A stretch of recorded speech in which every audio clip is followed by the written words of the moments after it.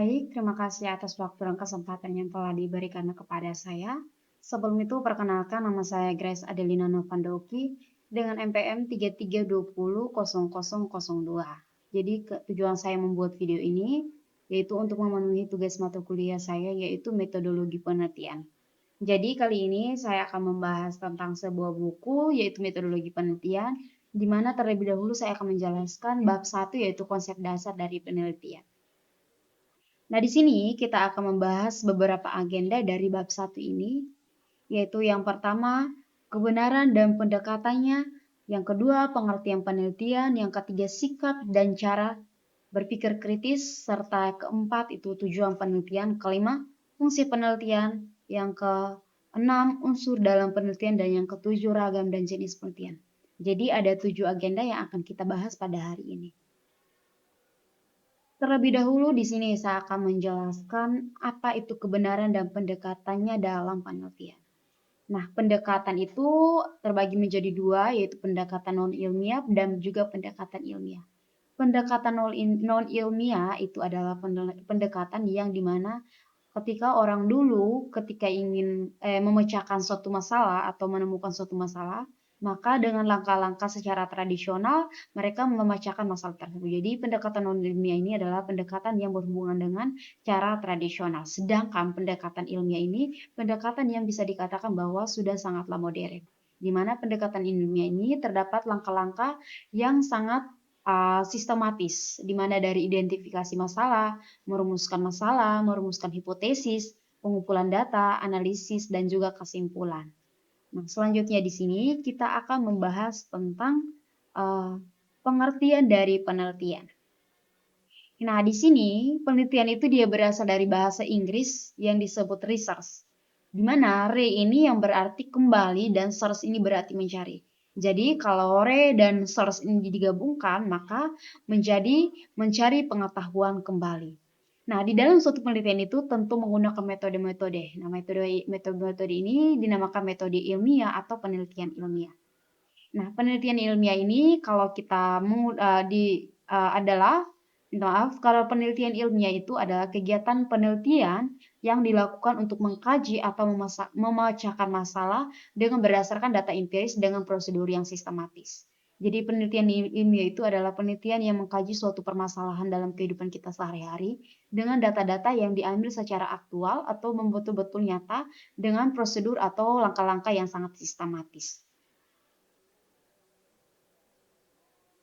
Baik, selanjutnya di sini sikap dan pola pikir penelitian. Sikap dan pola penelitian ini, sikap peneliti harus objektif, kompeten, faktual. Sedangkan cara berpikir kritis peneliti itu harus kritis, analisis, dan juga kritis. Nah, lalu tujuan dari penelitian itu untuk apa?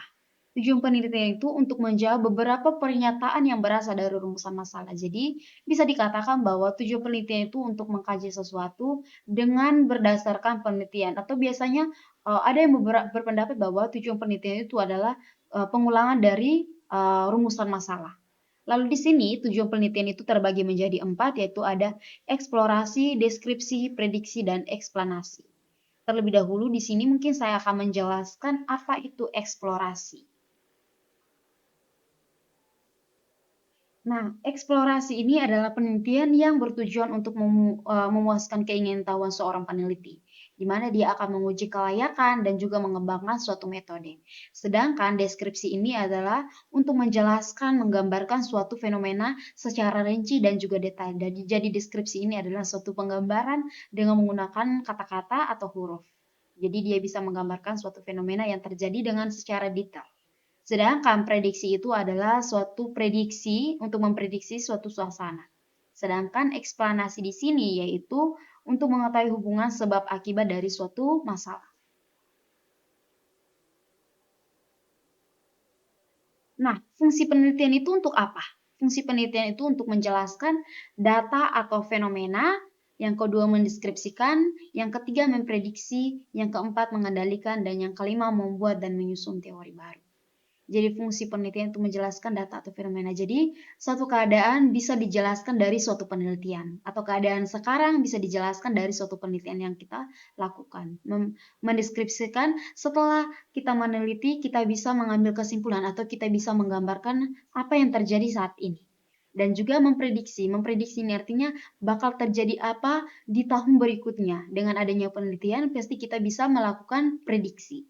Dan juga mengendalikan di sini mungkin bisa dikatakan bahwa kita bisa berjaga-jaga dengan adanya penelitian-penelitian yang mungkin bisa memiliki pro dan kontra.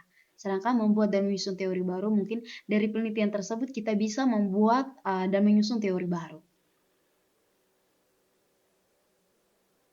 Nah, selanjutnya di sini ada unsur penelitian. Nah, ada unsur penelitian itu terbagi menjadi konsep, proposisi, teori, variabel, hipotesis, dan juga definisi dari operasional. Terlebih dahulu di sini saya akan menjelaskan apa itu konsep. Nah, konsep di sini berarti definisi yang digunakan untuk menggambarkan suatu fenomena alam atau sosial secara abstrak. Jadi definisi yang digunakan untuk kita menggambarkan atau menjelaskan suatu fenomena atau keadaan yang sedang terjadi dalam kehidupan kita sehari-hari. Sedangkan proposisi di sini yaitu pernyataan sifat dari suatu fenomena. Sedangkan teori di sini yaitu rangkaian dari suatu atau beberapa proposisi yang sangat logis. Nah, variabel di sini yaitu konsep yang memiliki nilai yang sangat bervariasi. Hipotesis di sini yaitu kesimpulan sementara. Sedangkan definisi operasional di sini yaitu petunjuk untuk mengukur suatu variabel. Baik, selanjutnya di sini yaitu ragam dan jenis penelitian, yaitu terbagi menjadi 5. Yang pertama berdasarkan data yang diperoleh, yang kedua berdasarkan pendekatan, yang ketiga berdasarkan tujuan, yang keempat berdasarkan tempat, yang kelima berdasarkan bidang ilmu. Kita bahas yang pertama yaitu berdasarkan data yang diperoleh. Berdasarkan data yang diperoleh ini terbagi menjadi 2, yaitu kuantitatif dan juga kualitatif. Kalau data kualitatif yaitu data yang berasal dari kata-kata atau huruf-huruf. Jadi penggambarannya itu berupa deskripsi atau menggambarkan. Sedangkan data kuantitatif ini adalah data yang berupa angka-angka di mana untuk mendapatnya itu untuk menjelaskan itu berupa data-data angka-angka yang data statistik. Jadi bisa dibedakan kualitatif dan kuantitatif. Kualitatif itu merupakan data yang berasal kata-kata atau huruf, sedangkan kuantitatif itu data berupa data statistik atau angka. Nah, kedua berdasarkan pendekatan. Nah, berdasarkan pendekatan ini penelitian ini tentang pengembangan dari suatu periode. Nah, berdasarkan tujuan itu berupa penelitian eksplanatif. Yang keempat, berdasarkan tempat. Nah, penelitian ini tentu saja memiliki tempat yang sangat beragam. Contohnya, laboratorium, lapangan, perpustakaan, dan juga lain-lain. Nah, berdasarkan bidang ilmu ini tentu saja banyak sekali penelitian yang berdasarkan bidang ilmu. Contohnya salah satu yaitu administrasi, ekonomi, teknik, luar angkasa, kedokteran, ekonomi, dan salah satunya itulah pendidikan. Baik, ini adalah penjelasan saya mengenai bab 1. Mungkin dari penjelasan saya kurang dipahami, saya mohon maaf. Dan mungkin dari awal ada kesalahan kata dan tingkah laku. Saya mohon maaf. Sekian dan terima kasih.